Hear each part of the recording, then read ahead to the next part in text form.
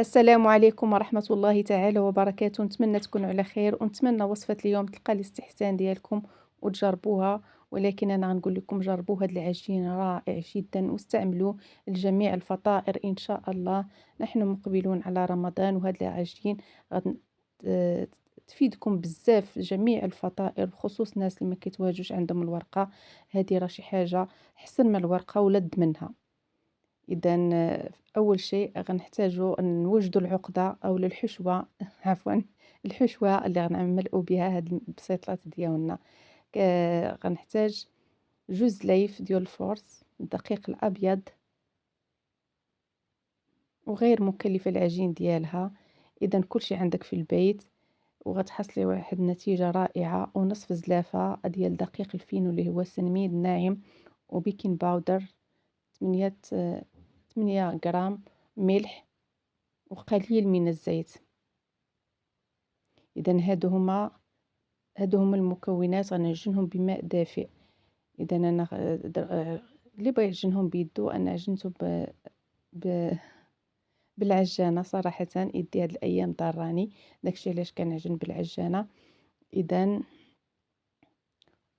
وهي أصلا العجين كما كندير معاكم في المسمن، ما دلكوها ما والو. والله ما أنا ما كندلكها، غير كنلمها بيديا، وكنوضعها في شي بلاستيك ونخليها ترتاح، لأن ما فيهاش الخميرة ديال الخبز. فيها تقدري تعجنيها من الصباح وتخليها حتى العشية وتخدمي بها. إذا هنايا لقيتها مازال قاصحة شوية، باش تساعدني كذلك أنا غنرخيها شوية. ضفت ليها القليل من الماء. كما كنت كندوي لكم على العجين في اول فيديو، هاد العجين كيجي لذيذ بزاف، احسن من الورقه. اذا ملي غتجربيه غتعتمدي لجميع الفطائر، سواء الحلوه او المالحه. من العشاق اللي كيعجبون المسمن، هاد العجين راه رائع جدا.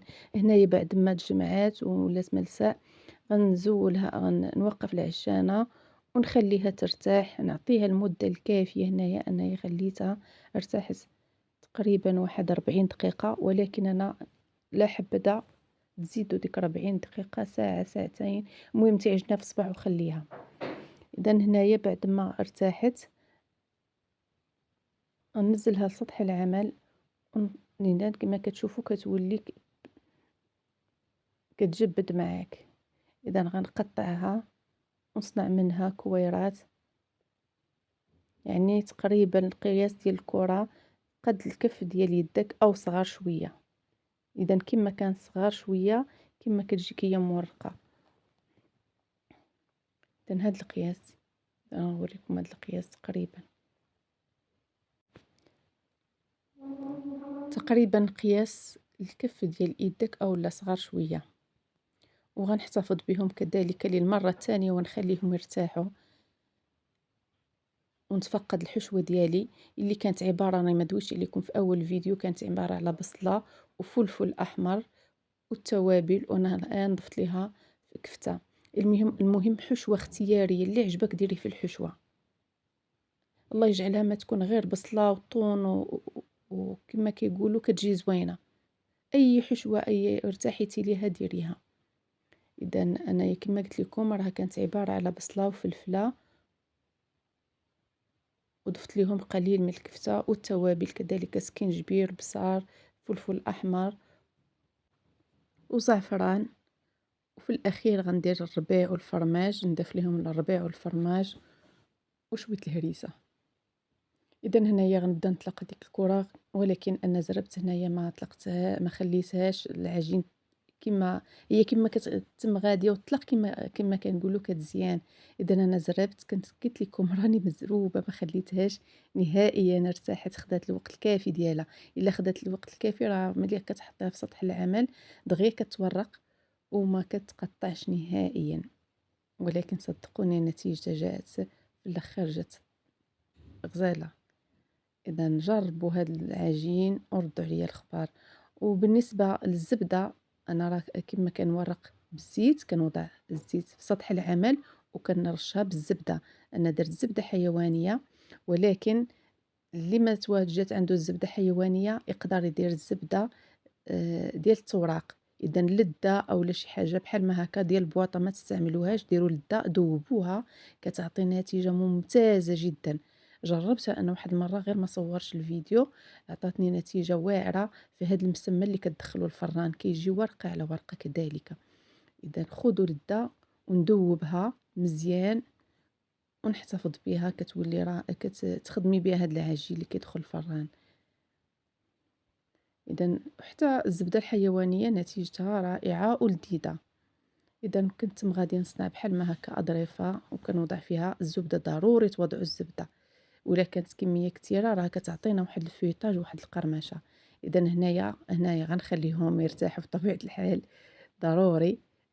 إذا كنحسوا بديك الزبدة راه قصاحت شوية، غناخد أي مول أولا صحن عندك أولا خطة ديال شي حاجة ونوضع هاديك المربع نبسطو غير شوية ونوضع ملعقة ونصف تقريبا ونجمع بحال هكا. إذا غنسدها كتسد لينا مباشرة، يعني بسهولة. ننزلها من المول، اللي بغى يخليهم في هاد المولات واجدو عنده يخليهم. إذا أنا ما خليتهمش، زولتهم من المول. إذا كنبقى ندهنو دائما في كل مرة كنبغي نوضع فيه المسمنة ديالي أولا الظرف ديالي باش يتزول معنا بسرعة من المول، وكنوضع يعني القياس تقريبا اللي ملأ ليا هداك تقريبا 2 معالق على أولا. المهم انت عينك ميزانك، غير تخلي فين تجمع لك العجين. ولكن ملي كتكون الحشوة كتيرة راه كتجي بطبيعة الحال زوينة. إذا وهنا في هاد الأثناء راني شاعلة الفرن درجة حرارة متوسطة، غندخلهم نشعل عليهم غير من التحت حتى يبانوا ليا ذهبوا، ونشعل عليهم من الفوق. هذه هي نتيجتهم. هنايا غنزينهم شوية الفرماج المهم أي حاجة تقدروا تزينوا بها ماشي بالضرورة. إذا نتمنى أن وصفة اليوم تنال الإعجاب ديالكم، واللي عجبتكم بطبيعة الحال عفوا خليوا لي تعاليق زوينة محفزة وجيم واشتراك اللي مازال ما اشتركتش في القناة هذه بطبيعة الحال إلى عجبتكم الوصفة. إذا نخليتكم إلى فيديو آخر إن شاء الله. إذا كما كتشوفوا كلهم ورقة على ورقة مقرمشين، كيجوا مورقين مذهبين. بصحة والراحة مرة أخرى.